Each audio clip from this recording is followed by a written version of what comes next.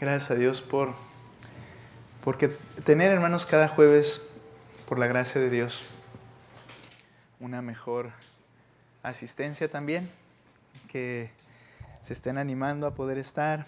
Ojalá un día, Dios quiera, el tiempo de oración y por supuesto el tiempo de la palabra, pero el tiempo de oración sea un tiempo completo como iglesia. Que haya la motivación de estar, la necesidad de orar y de que lo hagamos, ¿verdad?, juntos como iglesia. Dios quiera que un día podamos hacerlo.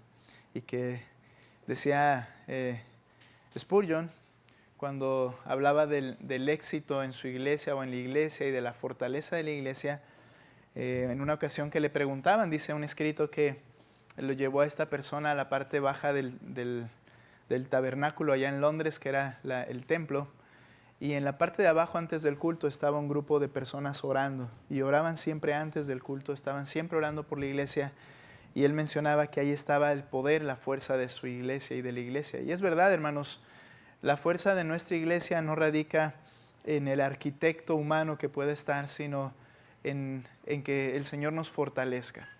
Entonces, algo que yo quería motivarles es que este tiempo de oración sea un tiempo especial, un tiempo que usted lo aparta para estar, pero también que pueda compartir sus peticiones a tiempo, pueda dar un tiempo para meditar en eso y hacerlo, más que sea algo improvisado, momentáneo, que sea algo en lo que, así como la ofrenda, tú la apartas desde antes, en el día tú estés pensando, ¿qué cosas yo creo que necesitamos orar juntos por estas cosas? Y hay varias. Yo te animo a que no te quedes con una sola cosa, ¿verdad?, sino que realmente pienses en las necesidades de los demás y que compartamos ese tiempo en orar, que vengamos y oremos juntos, hermanos, y lo aprovechemos. ¿Ok? Entonces, doy gracias a Dios porque cada vez está haciendo una reunión con más miembros de la iglesia y eso es algo que le damos la gloria a Él porque Él lo está haciendo en los corazones. Muy bien, vamos a ir a la palabra de Dios en esta noche. Vamos a concluir el Salmo 19, siempre le aumento el 100. El Salmo 19, este Salmo en el cual podemos ver, en el cual hemos estado estudiando acerca de la revelación de Dios, cómo se ha revelado el Señor. Y vimos dos aspectos en cómo se reveló. Él se reveló por medio de su creación, le llamamos una revelación general. Y Él se reveló también de manera particular por medio de su palabra escrita. Particular porque le fue dada a un pueblo. Lo he repetido esto muchas veces para que se quede esa idea grabada en tu mente. Es particular, revelación particular en la Escritura, porque fue dirigida a un pueblo en especial. ¿De acuerdo? Y esta palabra que por su gracia ahora tenemos todos un ejemplar en las manos, fue algo que en un principio no era así. Era para un pueblo solamente. Pero estamos viendo cómo esta palabra escrita tiene no solo bendiciones para nuestra vida, tiene poder, tiene muchas cosas que fuimos viendo, cómo sus testimonios obran, cómo su ley lo hace. Y al llegar al final de este capítulo, el autor no solo habla de manera general de la capacidad de la palabra de Dios o de la obra de la palabra de Dios, sino que habla de la obra en su vida personal. Si tú notas en el capítulo 19, versículo 10, lo vimos la semana anterior, pero desde ahí para tomar la lectura, él hablando aún de manera general dice, deseables más que el oro, sí, más que mucho oro fino, más dulces que la miel y que la que destila del panal o del destilar del panal. Pero mira el 11, cómo de manera personal este escritor del Salmo ve lo que la Biblia hace en su vida personal y dice, además tu siervo. Aquí él está reconociendo ante el Señor la importancia de la palabra en su vida. Además, tu siervo es amonestado por ellos, por tus juicios, por tus estatutos. En guardarlos hay gran recompensa. Ahora, estos decretos de Dios revelados en su palabra, las Escrituras, tienen la intención de revelar a Dios en su carácter y que lo podamos conocer cuán grande Él es, su voluntad perfecta y saber qué es lo que Él quiere y demanda. Y en consecuencia, la palabra de Dios tiene la intención de bendecirnos, prosperarnos, cumpliendo esos propósitos que tiene Dios al dar su palabra también para nuestras vidas. Es obvio que su palabra no solo fue dada como una una tabla muerta, letra muerta, y solamente dar a conocer a Dios, sino que podemos ver, y lo vamos a ver hoy, que esto tiene la intención de bendecir y prosperar, de ayudar, de trabajar en la vida de los que la lean y la practican.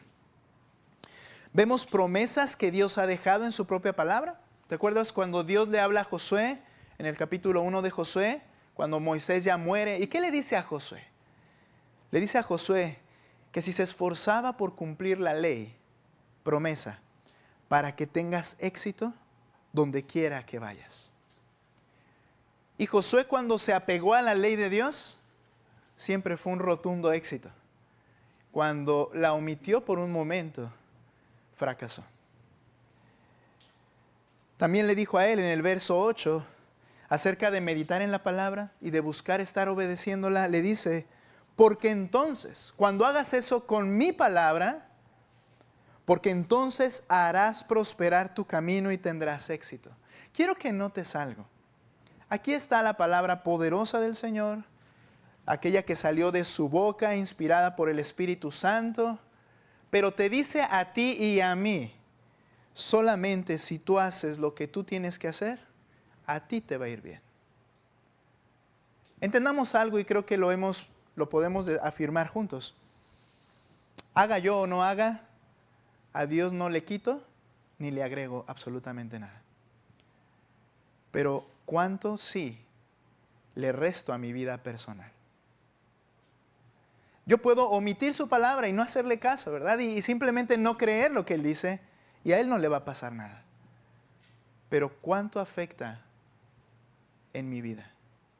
Eso es lo que quiero que hoy podamos estudiar. También en el Nuevo Testamento, para no decir, bueno, aquí está en el Antiguo Testamento, quizá, voy a pedir que me apaguen este ventilador, por favor, si me pueden ayudar.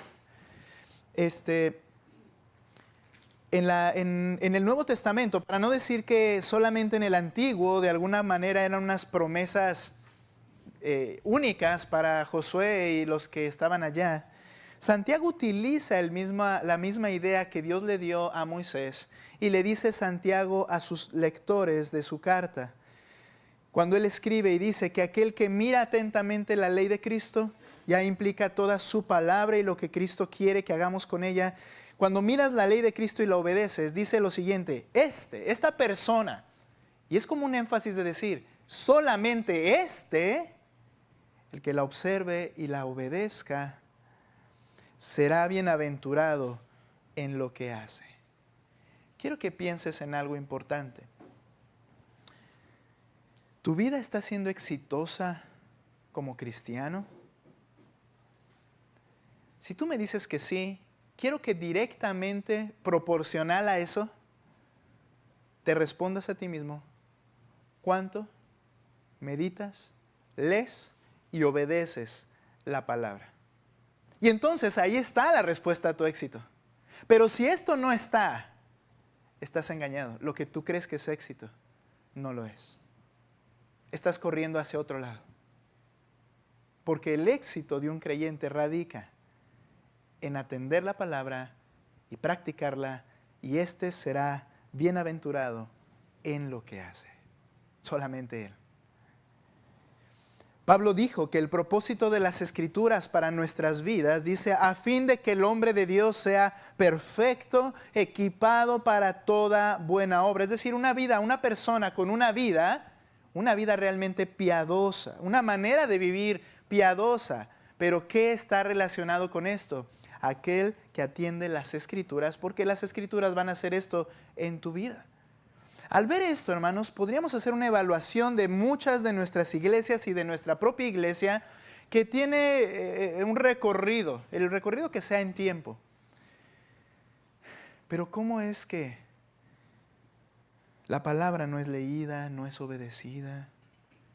El conocimiento de la Escritura es tan mínimo y aún así la iglesia avanza y, hermanos, creo que mucho de esto son espejismos realmente. Son espejismos, son cosas que no tienen sustancia. En otras palabras, creo que no es honesto. Creo que no estamos viviendo de forma honesta.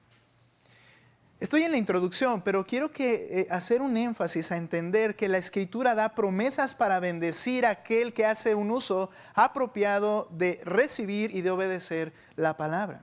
Ahora, mira lo que dice en el verso 11. Además, tu siervo es amonestado por ellos, por tu palabra. El ellos es porque viene hablando de sus juicios o de los decretos de Dios, su palabra como decretos. Además, tu siervo es amonestado por ellos, en guardarlos hay gran recompensa. Nuevamente, ¿cuándo hay recompensas? ¿Cuándo hay premios? Cuando se guarda. El escritor de este salmo recalca dos aspectos de cómo nos bendice la palabra de Dios. En primer lugar, amonestando eficazmente al creyente. Esta palabra amonestar significa ser advertido, pero cuando dice amonestado, lo que implica es que la persona hace caso a la advertencia. No solamente es una serie de letreros en rojo que te dice lo que está mal, sino que el punto es que es una amonestación eficaz. Cuando la persona escucha eso, eso le es bendición en su andar, es la idea. Es porque no es una letra muerta, sino que es beneficiosa. ¿Recuerdas? 2 Timoteo capítulo 3. Útil es la Escritura cuando se lo escucha y se atiende para obedecerla. Hablando de esta amonestación de parte de la palabra de Dios y la eficacia de esa amonestación, ve conmigo un texto solo para entender un poquito esta palabra. Ezequiel capítulo 3, versículo 21. Y el Señor está hablándole a los atalayas del pueblo de Israel. Un atalaya es aquel que estaba vigilante y que cuando venía un enemigo tenía que avisar al pueblo para que el pueblo se apercibiera, tomara las armas y estuviera listo. Es decir, que si el pueblo estaba distraído y venía un enemigo, él era el encargado de amonestarle y entonces ellos se apercibirían. Ahora, aquí lo habla de forma y de manera espiritual. ¿En qué sentido? En la amonestación espiritual de la vida de las personas. Ezequiel capítulo 3, verso 21 dice lo siguiente. Sin embargo, le dice al atalaya, le dice al predicador, si tú has advertido al justo de que el justo no debe pecar, advertir, amonestar, y él no peca, esto quiere decir que él es amonestado, es decir, se aplicó la amonestación correctamente, sirvió porque es útil. Y él no peca, ciertamente vivirá porque aceptó la advertencia. En el original simplemente dice, él vivirá porque fue amonestado. Lo que tienes que entender es que no es algo como pasivo. Fue amonestado y por eso vivirá. No, el hecho de que fue amonestado es que lo hizo, lo llevó a cabo. No de una forma pasiva oyó la advertencia, sino que la agarró. Por eso nuestra traducción dice, porque aceptó la advertencia. Allí radica el énfasis y el poder de la Escritura. Cuando aceptas la amonestación para hacer lo que el Señor te está llamando a hacer. Fuera de eso, no va a suceder más allá que solamente algo que es muy cuidadoso, que debemos tener mucho cuidado, que al que más se le da, más se le va a demandar. Ahora, escuchar y obedecer, esa es la amonestación. Esta es una de las bendiciones de la palabra de Dios. Ser amonestado eficazmente, le agrego, para entender que es atender a eso y hacerlo, y viene la bendición. Pero también, según el salmista, dice, además tu siervo es amonestado por ellos y en guardarlos hay gran recompensa. Una bendición más de la palabra de Dios es premiando cuando se le obedece. La palabra guardar es hacerlo, cumplirlo, practicarlo. Y el énfasis del escritor es que es una recompensa incomparable. Hay gran recompensa, hay un gran premio. Dos cosas que hace la palabra de Dios, amonestarme y premiarme cuando la obedezco. Ahora, vamos a ir con la primera. ¿Cómo la palabra revelada, es decir, la Biblia, las Escrituras, cómo la palabra revelada amonesta mi vida ante el pecado? Ahora, creo que no he dicho el título, ¿verdad? Ya agarré velocidad.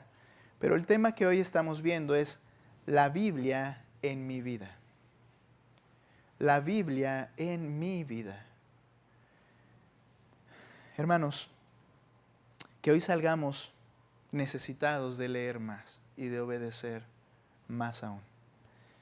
¿Cómo es que la palabra de Dios me amonesta? ¿Cómo es que la Biblia me amonesta ante el pecado? Bueno, en primer lugar, existen dos razones de pecado. Nota por favor, ve conmigo al versículo 12. Hay dos razones de pecado. Y las dos el Señor las tiene bajo consideración.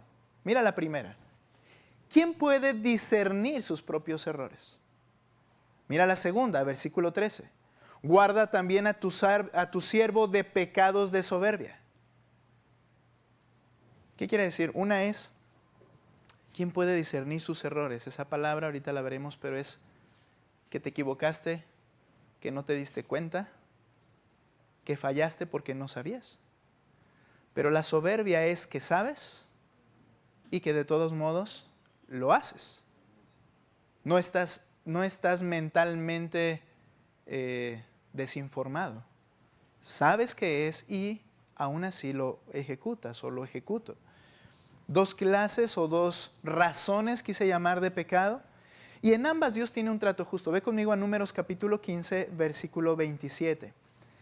Conforme voy viendo textos, voy viendo también el minutero y digo, necesitamos acabar todo este tema porque es sumamente importante. Así es que nadie tiene nada que hacer después de las 10 de la noche, ¿verdad? Todos pueden quedarse. Números 15, mira lo que dice verso 27 y 31. Después de que nadie me apoyó en esa idea, vamos a tratar de correr. Números 15, 27, nota lo siguiente. También, si una persona peca inadvertidamente, Reina Valera le llama por yerro, por equivocación, es decir, por un error. Si una persona peca inadvertidamente, ofrecerá. Y el Señor, si tú lees todo el 15, va diciendo muchas variantes de ofrendas, de acuerdo al tipo de pecado, pero siempre es por yerro, por pecar inadvertidamente. ¿Qué es inadvertido? Que no me avisaron, o que no fui avisado, que no sabía, y entonces pequé. Decía el pastor Josías Grumman, un ejemplo muy básico, pero decía él, es como cuando tú vas y de repente no te diste cuenta que el semáforo estaba en rojo. Sí funcionaba, pero estaba en rojo y tú te cruzaste y pensaste o no lo viste. En ese caso, tú podías ofrecer una ofrenda porque no lo hiciste intencionalmente. ¿Ok? Y le dice qué es lo que debe ofrecer. Ahora, sigo la lectura rápidamente, 28. Y el sacerdote hará expiación delante del Señor. Tenía que haber una ofrenda, una muerte, porque el pecado es pecado. Y esa expiación delante del Señor por la persona que ha cometido el error, cuando peca inadvertidamente, haciendo expiación por él y será perdonado. Para el que es nativo entre los israelitas y para el extranjero que reside entre ellos, ustedes tendrán una sola ley. Para que el que haga algo inadvertidamente, o sea, es igual para israelita y no israelita. 30. Pero aquel que obre con desafío. ¿Qué te dice eso? Que sabe, pero es un acto de rebelión. Pero aquel que obre con desafío, ya sea nativo o extranjero, ese blasfema contra el Señor. Ese que debía ofrendar, a esa persona será exterminada de entre el pueblo. Y es bien interesante que enseguida nos pone la razón, 31, porque ha despreciado la palabra del Señor. La amonestación que escuchó, la desechó y dijo, no me importa. Entonces ya sí lo sabía, pero lo hace de manera deliberada. Y ha quebrantado su mandamiento, esa persona será enteramente exterminada, su culpa caerá sobre ella. El Señor les está dando los mandatos y Él les había dicho que el día sábado debían descansar. Que ese día debía ser un tiempo en el cual ellos meditaran en el Señor como familia, que glorificaran a Dios como familia. Y alguien dijo algo que es muy cierto, siempre tenemos que tener un tiempo para descansar y para glorificar y meditar en el Señor. Y el punto es que Él les dio esa instrucción y nota por favor 32, cuando los israelitas estaban en el desierto, ¿Por qué se une esta historia? Nota, encontraron a un hombre que recogía leña en el día de reposo. Primera vez que sucede algo. Los que lo encontraron recogiendo leña lo llevaron a Moisés y a Aarón y a toda la congregación y lo pusieron bajo su custodia porque no se había aclarado qué debía hacerse con él. Entonces el Señor dijo a Moisés: ciertamente el hombre se le dará muerte. Toda la congregación lo apedrará fuera del campamento, y todos lo apedrearon y murió. Ahora, ¿por qué? Estaba recogiendo leña. Seguro su esposa lo mandó. Seguro la esposa necesitaba para la estufa y lo mandó y él fue. Pero la ley se acababa de dar. ¿Cuál es el punto? ¿Por qué lo mataron? ¿Cuál es la conclusión? Si estamos uniendo con lo que estamos leyendo arriba. Porque él sabía y deliberadamente le importó un comino lo que Dios dijo. Quiero que notes que son los dos casos a los que está refiriéndose el salmista. Regresa conmigo al 19. Verso 12. Y aquí es donde vamos a encontrar gracia y esperanza. La palabra de Dios provee por gracia lo necesario para evitar esos dos especies de pecado. Por gracia la palabra lo provee. Mira lo que dice en primer lugar el verso 12. ¿Quién puede discernir sus propios errores? Líbrame, absuélveme de los que me son ocultos.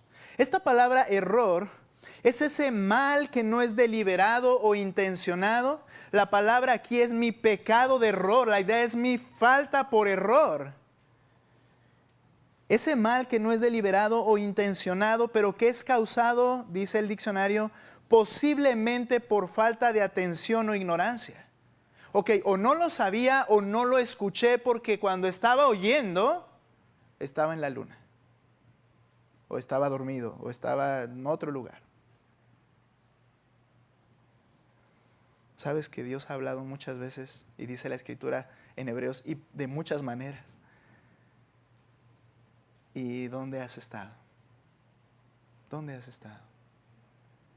¿Dónde ha estado tu mente en esos momentos? Bien. Dice el autor del Salmo: ¿quién se da cuenta, Señor? ¿Quién percibe o entiende para tomar decisiones apropiadas por sí mismo acerca de lo que no sabe? Está diciendo el salmista: ¿quién puede darse cuenta de aquello que es bueno y malo si no se lo dices tú, Señor? Si no me lo dices tú, ¿cómo yo me puedo dar cuenta? Ahora, hay una realidad en la ley y en toda ley, que el desconocer la ley no te quita la falta. Si tú no sabías que el verde es para avanzar y el rojo es para pararse, usando el semáforo otra vez, si te para un tránsito, no te va a decir: es que no sabía que el verde, yo vengo de Alemania, allá también es igual, pero yo vengo de allá. Y no, eso no te quita la culpa. Lo que está diciendo el autor es: ¿quién se puede dar cuenta de algo que no sabe, Señor? Y esta es la bendición de la palabra de Dios.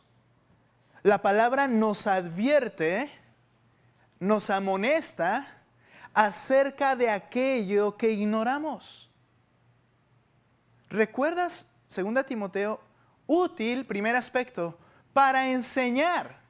¿Cuándo una persona necesita ser enseñada? Obviamente cuando no lo sabe. Y la palabra de Dios tiene la utilidad en mi vida de enseñarme, de hablarme. Hermanos, ¿cuándo necesito ser enseñado? Pues cuando no lo sé. Y debo decir algo acá, hermanos. Mucho de lo que hacemos, lo hacemos mal porque lo aprendimos mal. Y muchas veces pensamos: es que yo estoy haciendo lo correcto, pero si tú lo aprendiste mal, realmente entonces estás haciendo las cosas que no sabes, o lo estás haciendo porque no lo sabes. Y esto es algo maravilloso, cuando la palabra de Dios viene y habla, y dices: ¿cómo es posible si yo pensaba que esto era lo correcto? Y Él te dice: no. Entonces, ¿qué me está haciendo? Me está enseñando. Mucho de lo que hacemos lo hacemos mal porque lo aprendimos mal y tienes que reconocer, y yo también, que vivimos errados. Así que entonces necesito saber qué es lo correcto y cómo hacer lo correcto. Y dice la Escritura, es útil para enseñar. Dejo el segundo concepto y el tercero dice, para corregir y para instruir en justicia. Te voy a decir qué debes hacer y cómo lo debes hacer. Para eso es la palabra de Dios.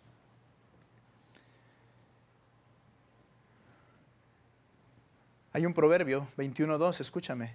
Mira lo que dice. Todo camino del hombre es recto ante sus propios ojos, pero el Señor sondea, es decir, evalúa, pesa los corazones. Las personas piensan que están bien y tal vez hoy tú y yo pensamos que estamos bien en áreas que Él no me ha advertido o no he prestado atención y quizá Él sí lo ha hecho, pero no lo he entendido o escuchado. La cosa que este texto enseña es, bueno, cada persona piensa que está bien. Y creo que ese es el énfasis de los debates. En casa y fuera de casa. Tú piensas que estás bien. Y defiendes tu punto porque ante tus ojos estás recto. Pero hay algo aquí valioso. El juez de todos, el creador de todos, es el que evalúa o pesa los corazones. Ahora, ¿cuál es la idea? La idea es una báscula, bueno, esa es en la actualidad, una balanza. Para que tú uses una balanza, ¿cómo funcionaba la balanza? Bueno, tenías que tener un estándar, es decir, el peso de 1 kilo, para entonces colocar de este lado y evaluar si esto pesaba realmente 1 kilo. ¿A quién le pertenece el estándar? A Dios. Él no te va a evaluar de acuerdo a tu estándar, ni de acuerdo al estándar de la sociedad, o de acuerdo al estándar de la psicología, o de acuerdo al estándar en el que tú y yo nos pongamos de acuerdo si tú quieres. Él dice, yo voy a pesar y evaluar. Tú te crees que estás justo en todo esto, pero yo soy el que tiene el estándar y yo sé cómo estás de falto. Y ahí es donde la gloriosa amonestación es tan necesaria. Señor, hazme saber mi condición delante de ti. Hay una realidad. Si el Señor se pusiera en un momento a decirnos cada aspecto en los que estamos mal, simplemente nos agobiaríamos. Él no lo hace de esa manera. Él te habla y te insiste y me habla y me insiste en su palabra acerca de algo y ya entendí ese algo y me dice que debo cambiar y me lo hace entender con claridad y quizás sigo haciendo otras cosas que están mal, pero Él no me ha advertido. Bien, el Señor dice, yo te voy a amonestar, es una bendición de ello, pero cuando recibas amonestación, ¿cuál es la intención? Hazlo. Por favor, cambia. Y si dices que no puedo, hay un problema. Te estoy amonestando para que recibas bendición, pero no quieres recibir bendición, quieres seguir igual.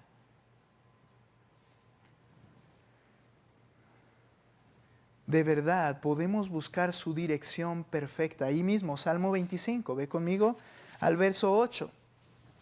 Salmo 25, 8, hermanos, por favor. Primero vamos a poner quien pone el estándar. Verso 8. Bueno y recto es el Señor. ¿Cierto? Bueno y recto es el Señor. Por tanto, Él muestra a los pecadores el camino. Él es el que dice qué y cómo. Pero aunque Él presenta a los pecadores el camino, verso 9, dirige a los humildes en la justicia y enseña a los humildes su camino. Porque si la persona no tiene un corazón dispuesto, humilde, a decir, ok, voy a hacer lo que dices, aunque no me parezca, no importa que Él presente cuál es el estándar, de nada te sirve. Solo si tienes un corazón dispuesto a decir, ok, Señor, no es lo que yo quiero hacer, yo quiero hacerlo diferente, pero tú eres bueno y recto, tú sabes lo que haces, me cuesta, pero voy a hacer lo que tú dices. Solo a ese el Señor lo va a conducir, porque la palabra conduce. Para el yerro, para el error, para aquello que no sé, el Señor me va a amonestar. Y mira el 10, me faltaba el 10. Todas las sendas del Señor, escucha esto, no son para molestarte, no son para ser un fastidioso. Todas las sendas del Señor son misericordia y verdad para aquellos que guardan su pacto y sus testimonios. Vas a cosechar misericordia y verdad. Vas a cosechar bendición. Vas a cosechar lo que el Señor ha preparado para el que le obedece. Te irá bien. Señor, ¿quién puede entender los errores? ¿Quién puede entender lo que no conoce? Entonces, ¿qué dice el salmista en el 19? Mira, por favor, capítulo 19. ¿Quién puede discernir sus propios errores? ¿Y cuál es la petición? Líbrame, absuélveme de los que me son ocultos. Y la idea aquí, hermanos, no es que, vas caminando y hay un pecado, aunque podría incluirlo, pero no es el punto por lo que dice el contexto, que vas a pecar si no lo sabes y de repente el ¡fum! Te va a llevar y me evitó pecar, no sabía que eso era pecado. No, ¿cómo va a evitarme que yo peque? Me va a enseñar que eso está mal y me va a decir eso no está bien. Y entonces dice, obedéceme. Y de esa manera Él me absolvió. Él me libró para no convertirme en un pecador de algo que no sabía. Él me da a conocer su palabra. Bien, una bendición de la Biblia en mi vida es que me amonesta. Y una segunda bendición de la Biblia es, que me amonesta para los errores, pero también para las soberbias hay provisión. Como dijimos, ¿qué significa cuando dice el verso 13? Guarda también a tu siervo de pecados de soberbia, que no se enseñoreen de mí, entonces seré íntegro. ¿Qué está sucediendo aquí? Las soberbias es una actitud insolente, que en lugar de someterse o humillarse, esa actitud se impone. Es un pecado deliberado con conocimiento de causa. Aquí hay algo, hermanos. Todos pecamos de manera soberbia. Simplemente es esto. Sabes lo que Dios prefiere en cualquier área. Aquel eran leñas y tú podrías decir, ay, qué exagerado. Y el Señor no empezó a matar a todos a lo largo de la historia los que salían a agarrar leña. Él puso un ejemplo. Eso es lo que merecen todos, ¿no? En un sentido la ley lo determinaba así. Pero el punto aquí es que tú sabes cosas básicas o muy grandes, pero tú y yo seguimos haciendo lo mismo. ¿Cómo se llama eso? Soberbia. Y el salmista dice, Señor, necesito tu ayuda, porque las soberbias tienen una capacidad, tienen una característica, más bien dicho. Las soberbias dominan. Es un pecado dominador. Dice el autor, Señor, que no se enseñoreen de mí, que no se conviertan en mi amo.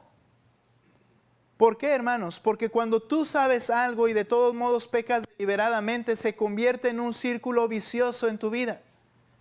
Pablo lo entendió y él dice en Romanos capítulo 6, verso 11 y 12, así también ustedes, le dice al creyente, escucha esto por favor, considérense muertos para el pecado, pero vivos para Dios en Cristo Jesús. Está hablando a creyentes entonces. ¿Y qué les dice? Por tanto, no reine el pecado. ¿Qué significa? Que no te controle completamente en tu cuerpo mortal para que no obedezcas sus lujurias.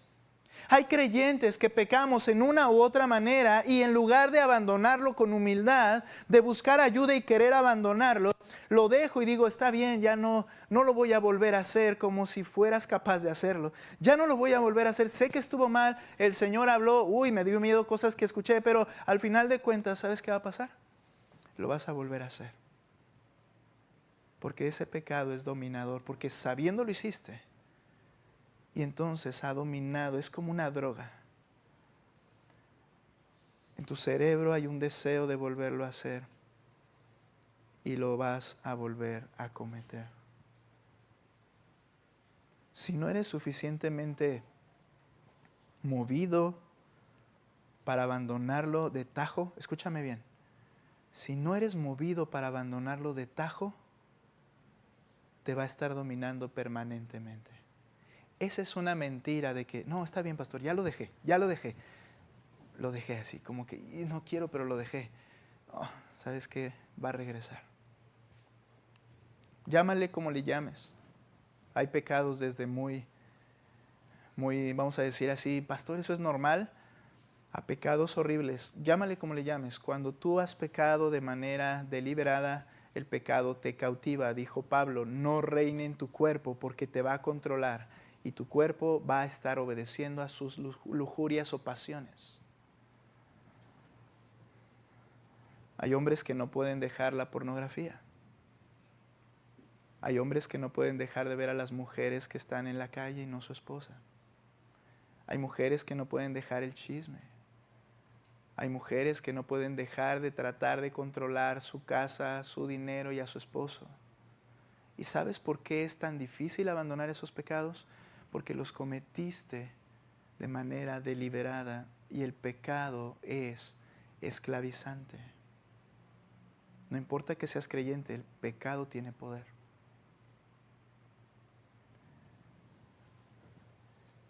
Y el poder que el pecado tiene radica en que habitamos en cuerpos habituados al pecado.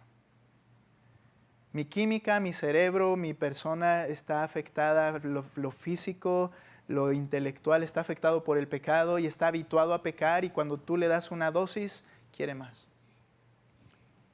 Quiere más.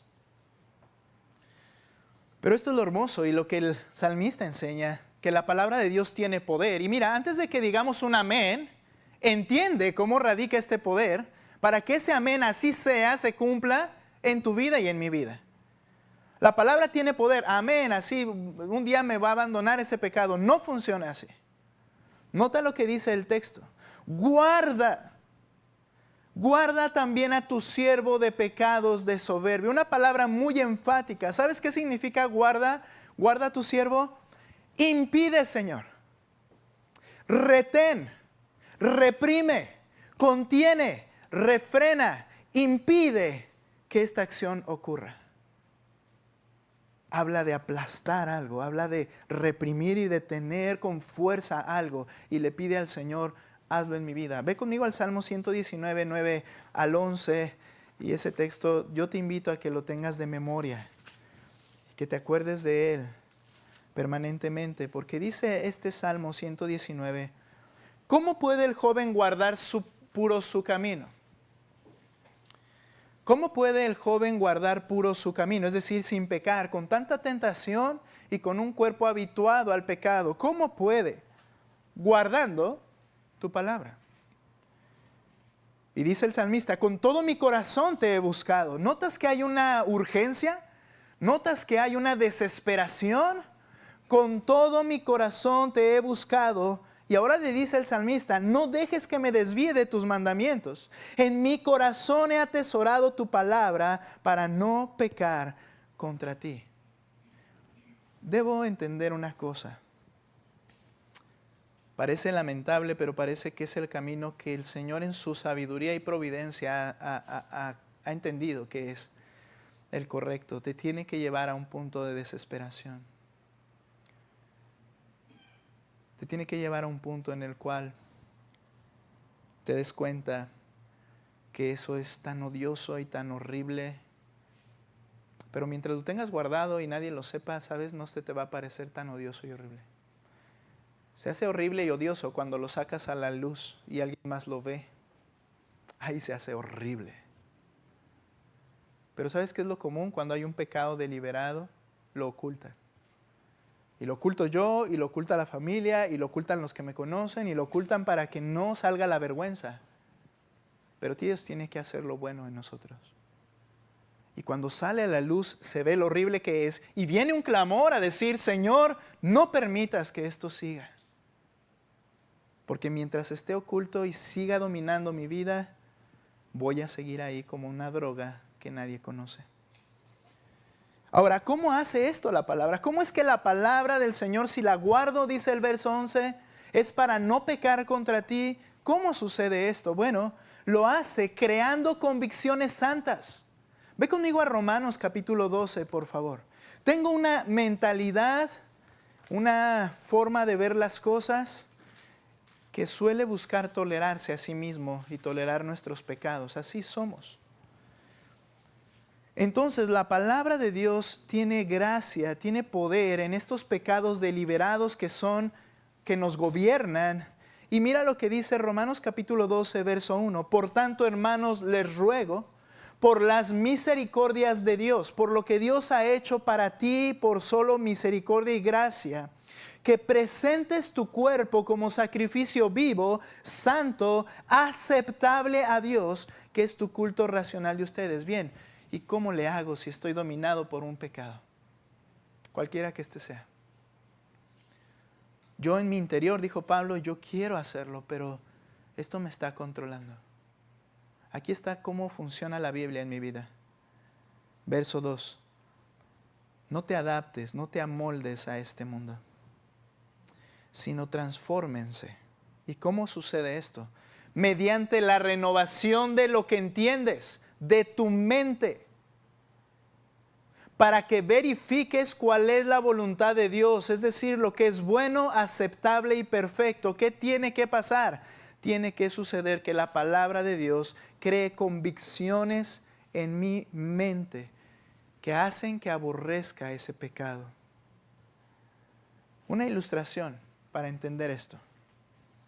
Hay un síntoma observado que es la aversión a la comida. Hablaba de eso en la comida con mis hijos.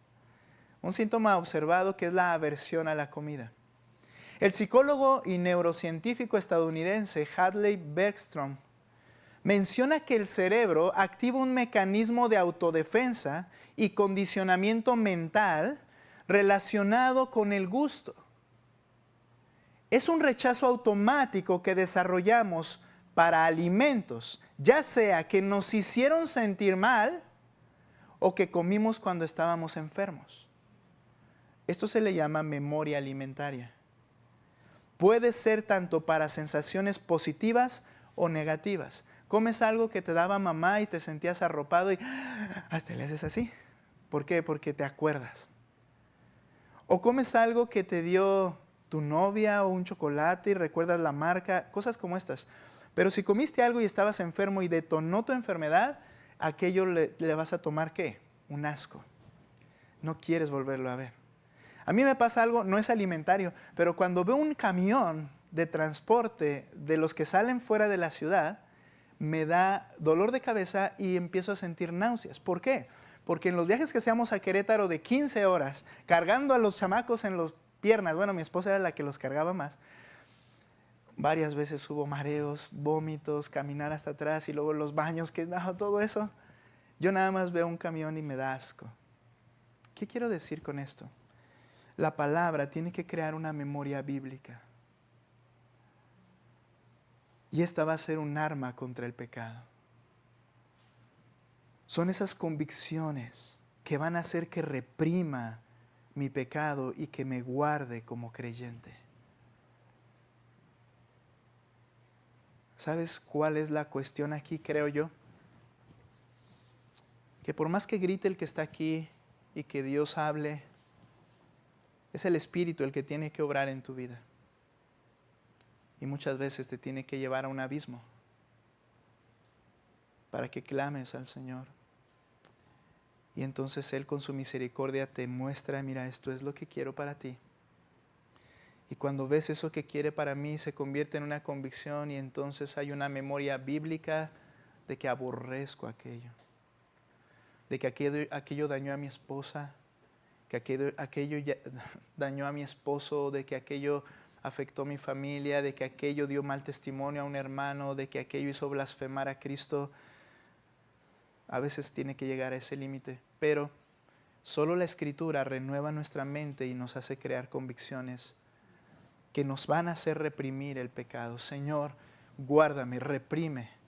Por eso Pablo en Filipenses 4:8 dice lo siguiente: por lo demás, hermanos, todo lo que es verdadero, todo lo digno, todo lo justo, todo lo puro, todo lo amable, todo lo honorable, si hay virtud alguna, si algo que merece elogio, en esto medita.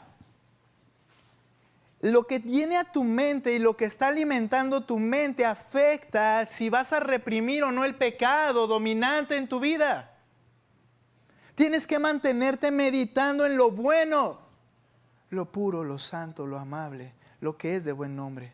Dice Pablo más, lo que también habéis aprendido de mí. Nota que aquí habla la Escritura, pero habla de todas las cosas que son buenas y que te recuerdan las verdades.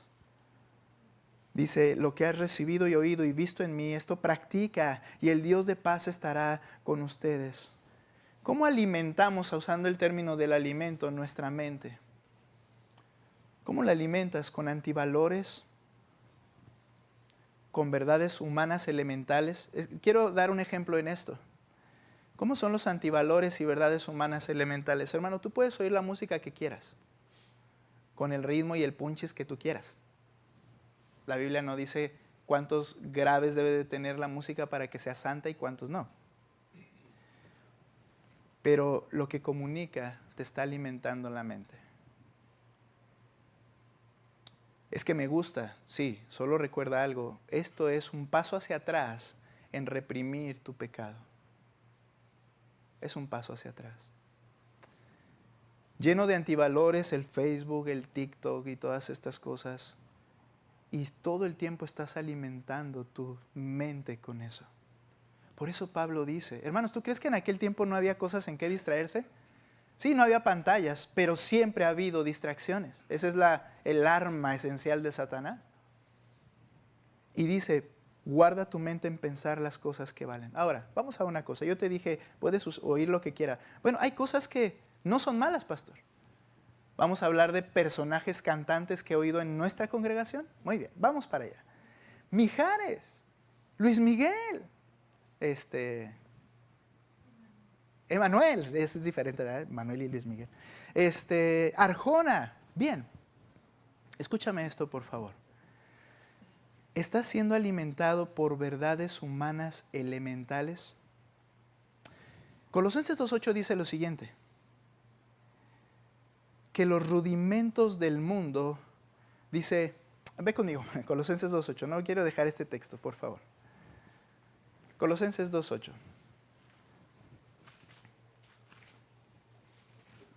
¿Listos?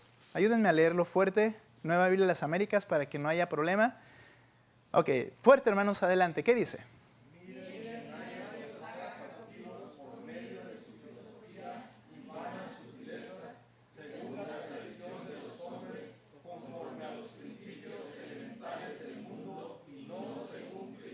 Principios elementales, rudimentos, principios elementales. Bien, no tiene nada de malo. Principios elementales se refiere a verdades básicas o principios fundamentales. Y sí, hablan del amor, hablan de lo que tú quieras, pero el punto es lo que dice arriba Pablo. Dice, son vanas y huecas sutilezas.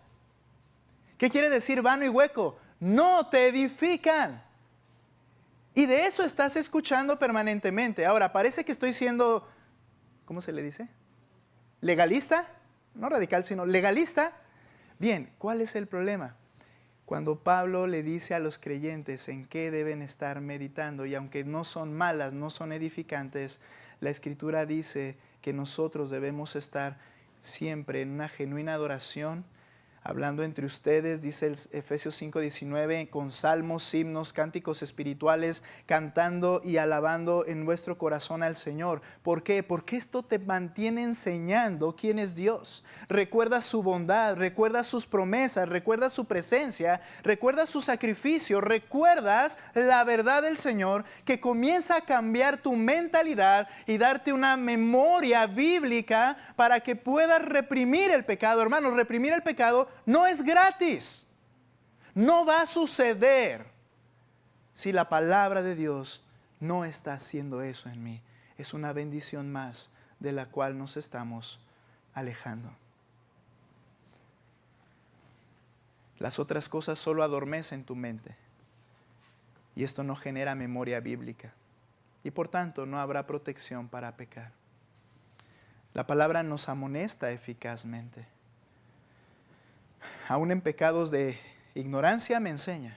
Pecados de rebelión me reprime. Y la palabra de Dios también nos premia o recompensa. Cierro con esto. Mira, regresa conmigo al Salmo 19. Te agradezco tu paciencia. Y voy a ver aquí esto. lo más rápido posible.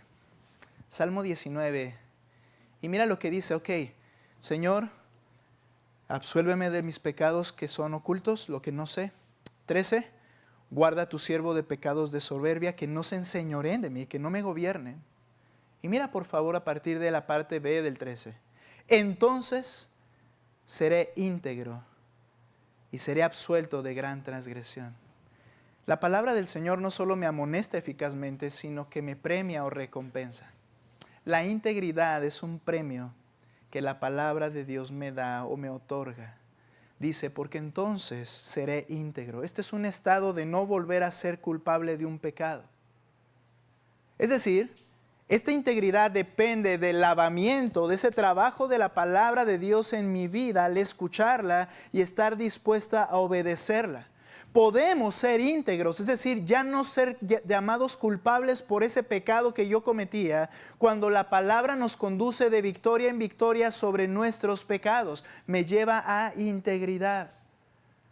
Ya nadie podrá acusarme de ese pecado.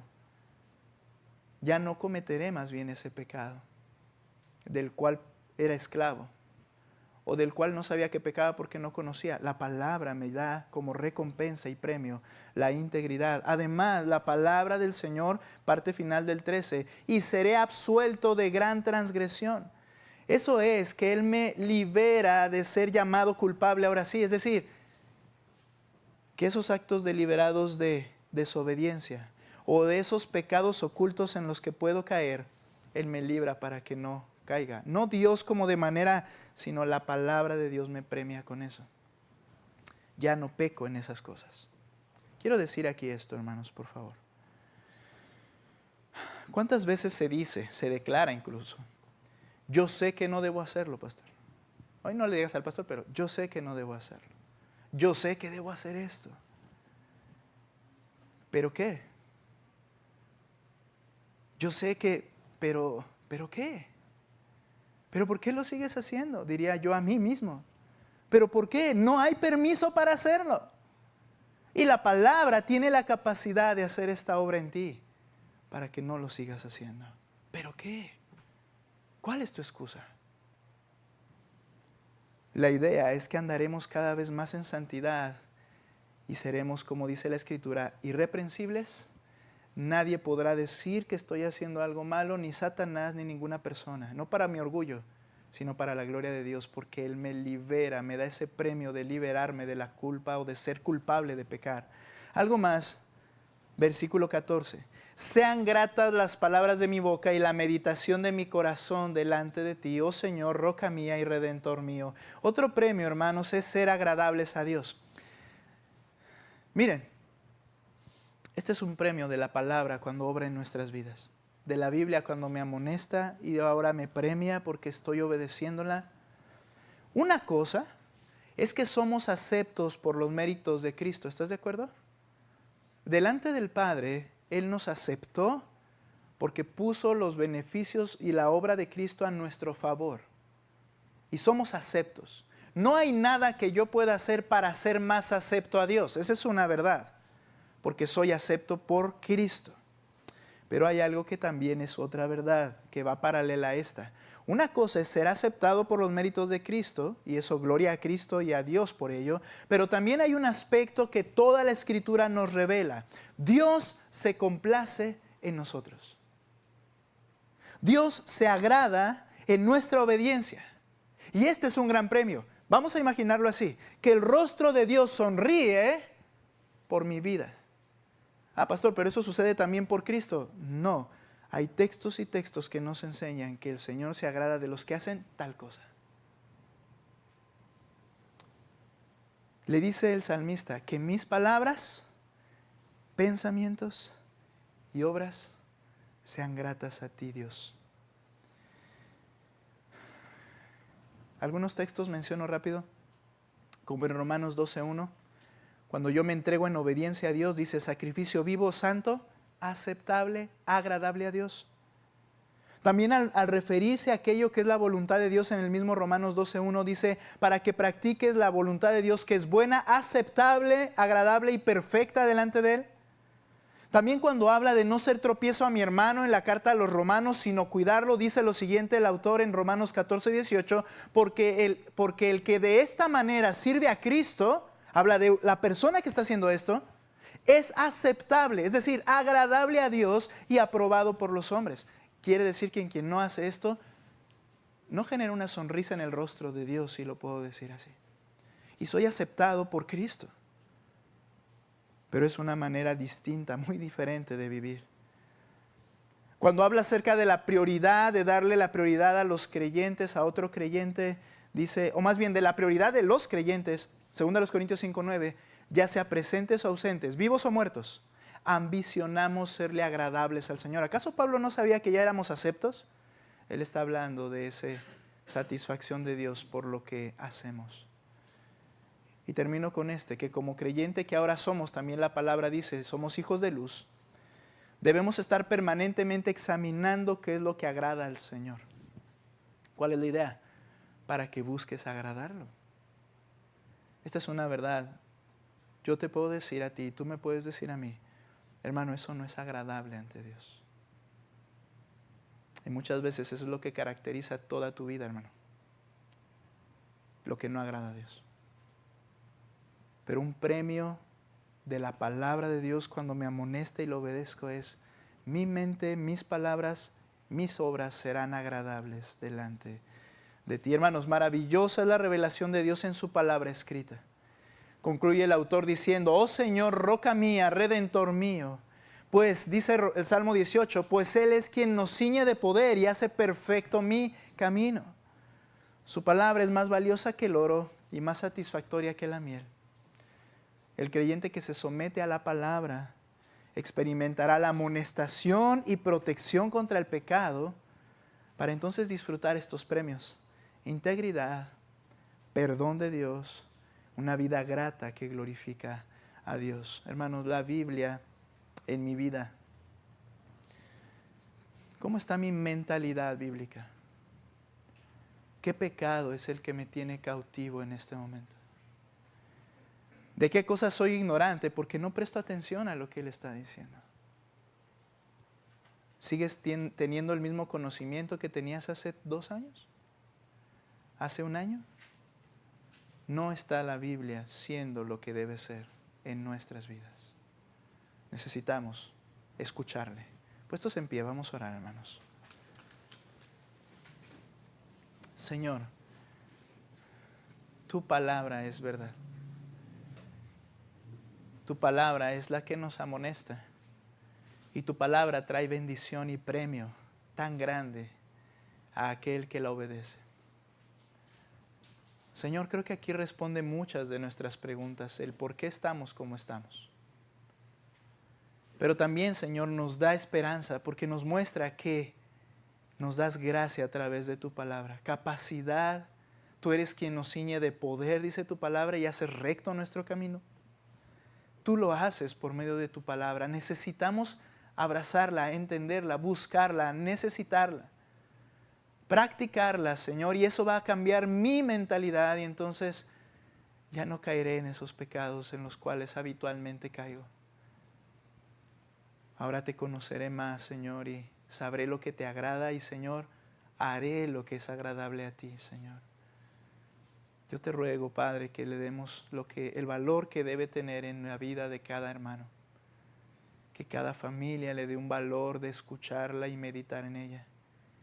Que las alabanzas sea el medio de distracción, entre comillas, el cual nos está alimentando permanentemente tu alabanza y adoración en nuestro día a día. Y no las cosas vanas de un amor humano que simplemente nada nos edifica. Tú nos llamas a otro nivel, a glorificarte y vivir para tu gloria, Señor. Gracias por tu palabra. En el nombre de Cristo. Amén. Hermanos, vamos a cantar fuerte.